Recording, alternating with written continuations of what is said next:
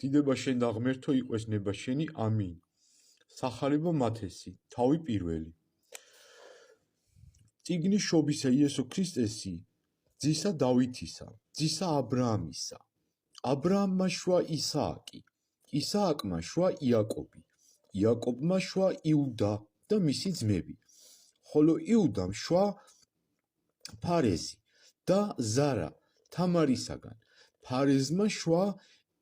ესრომი, ესრომმა შვა არამი, არამმა შვა ამინადაბი, ამინადაბმა შვა ნაასონი,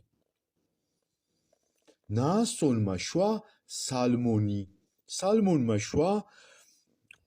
ბოოსი რაქაბისაგან, ბოოსმა შვა იობედი რუთისაგან, იობედმა შვა იესე, იესემ შვა მეფე დავითი, მეფე დავითმა შვა სოლომონი ურიას ცოლისაგან, სოლომონმა შვა რობოამი, რობოამმა შვა აბია, აბიამ შვა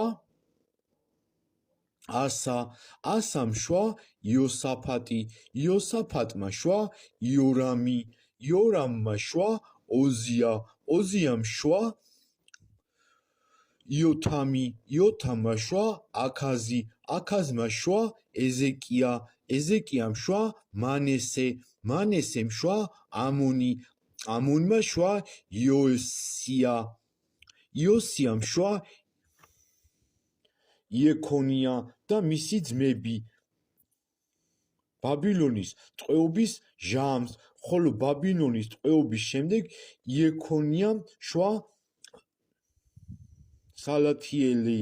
სალათიელმა შვა ზორობაბელი, ზორობაბელმა შვა აბიუდი, აბიუდმა შვა ელიაკიმი, ელიაკიმმა შვა აზორი, აზორმა შვა სადოკი,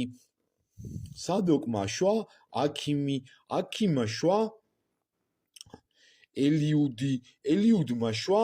ელიაზარი, ელიაზარმა შვა მატათანი, მატათანმა შვა იაკობი, ხოლო იაკობმა შვა იოსები, ქმარი მარიამისა, ვისგანაც იშვა იესო,